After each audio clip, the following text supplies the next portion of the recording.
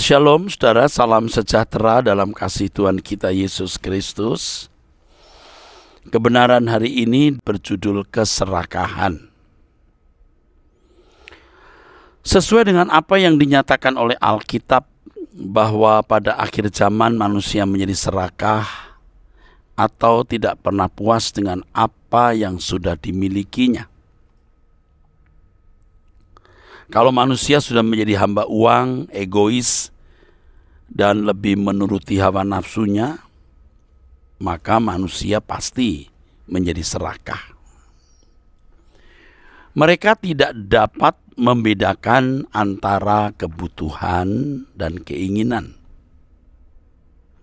Semua yang dianggap kebutuhan sebenarnya adalah segala sesuatu yang diingininya. Padahal keinginan manusia tidak pernah dapat dipuaskan oleh apapun juga. Sebab di dalam rongga jiwa manusia ada ruangan kosong yang tidak dapat diisi oleh apapun selain oleh Tuhan sendiri. Dengan keadaan demikian manusia akan selalu mencari segala sesuatu yang dapat memuaskan dirinya. Keadaan manusia seperti ini juga ada pada kehidupan banyak orang Kristen. Orang-orang Kristen seperti ini akan juga menjadi serakah seperti manusia pada umumnya. Ia juga akan semakin haus akan kekayaan dunia dan segala kesenangan-kesenangan dunia serta hiburan-hiburannya.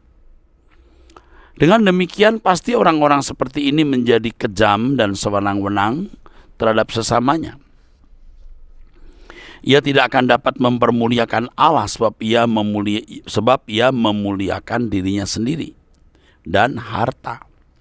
Memang ia tidak menjadi seperti binatang, tidak selalu menjadi seperti binatang yang tidak beradab, tapi tidak akan mampu menerjemahkan kasih Allah, kasih Kristus yang seharusnya dikenakan dalam hidup sebagai orang percaya. Orang Kristen seperti ini tidak memiliki damai sejahtera yang sesungguhnya. Ia pun pasti kehilangan sukacita hidup. Saudaraku, mari kita perhatikan yang dikatakan Tuhan di Lukas 12 ayat 15. Sekalipun harta seseorang itu berlimpah-limpah, kedudukannya dan jabatannya tinggi, ia tidak akan memiliki sukacita hidup yang sesungguhnya. Ia tidak akan dapat melayani Tuhan, sebab ia akan melayani dirinya sendiri dan menggunakan segala kesempatan untuk kepentingan diri sendiri. Ia akan menggunakan tenaga orang lain, siapapun bahkan Tuhan, dipakai untuk kepentingan dirinya sendiri. Terkait dengan hal ini Tuhan Yesus mengajarkan suatu prinsip hidup yang dikalimatkan sebagai berikut. Serigala mempunyai liang dan burung mempunyai sarang, tetapi anak manusia tidak memiliki tempat untuk meletakkan kepalanya. Prinsip hidup ini dimaksudkan agar kita tidak menjadi serakah. Perhatikan, Tuhan Yesus sendiri tidak memiliki tempat untuk meletakkan kepalanya waktu di bumi ini. Hal ini menunjukkan bahwa ia tidak punya apa-apa dan ia tidak berniat memiliki apa-apa. Sebab prinsip hidupnya adalah melakukan kehendak Bapa dan menyelesaikan pekerjaannya. Apa yang dikatakan Tuhan Yesus bahwa ia tidak memiliki tempat untuk meletakkan kepalanya merupakan bentuk pengosongan diri. Bentuk pengosongan diri yang Yesus lakukan, yang juga harus dilakukan semua pengikutnya. Pengosongan diri ini sama dengan kerelaan melepaskan hak. Senada dengan hal ini Paulus dalam suratnya mengatakan, sebab kita tidak membawa sesuatu apapun ke dalam dunia dan kita pun tidak dapat membawa apa-apa keluar, asal ada makanan dan pakaian cukup.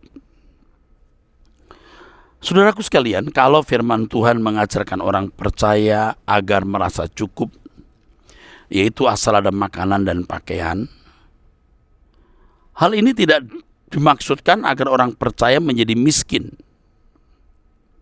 tetapi agar orang percaya tidak terbelenggu oleh berbagai keinginan untuk memiliki apa yang orang lain miliki atau yang dunia sediakan.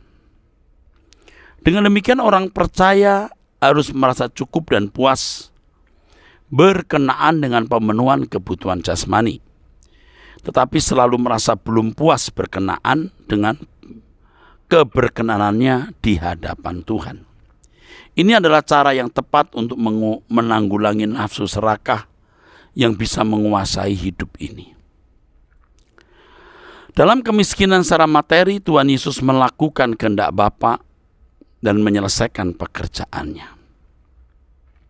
Gaya hidup seperti ini harus dikenakan oleh setiap orang yang mengaku mengikut Tuhan Yesus Kristus. Dengan gaya hidup tersebut, seseorang tidak akan dapat diperbudak oleh dunia ini. Jika tidak bersedia mengenakan gaya hidup tersebut, berarti seorang Kristen menolak menjadikan Tuhan Yesus sebagai Tuhan dalam hidupnya. Orang yang tidak bersedia menundukkan diri kepada Tuhan guna mengikuti jejaknya berarti menjadikan dirinya sendiri sebagai Tuhan.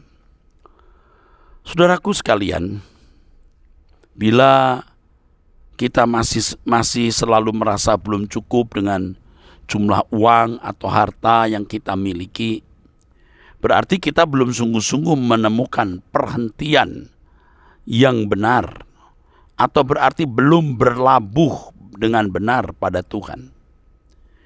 Ini juga berarti tidak akan pernah mengalami proses dikembalikan ke rancangan semula Allah. Dari gaya hidup orang yang mau memiliki apapun yang orang lain miliki, ini membangun gaya hidup konsumerisme. Gaya hidup konsumerisme ini sudah menjadi gaya hidup yang wajar dalam kehidupan banyak orang, termasuk orang-orang Kristen. Khususnya mereka yang tinggal di kota besar. Dan banyak orang yang sebenarnya sudah terjebak di dalam kubangan dosa ini, saudaraku. Coba jujur, periksa. Kita pun juga memiliki gairah, semangat seperti itu. Ini yang harus kita buang. Kita belajar dari yang mulia Tuhan Yesus Kristus, merasa cukup dengan apa yang ada. Saudaraku, menjelang dunia berakhir, gaya hidup konsumerisme semakin kuat mempengaruhi kehidupan banyak orang.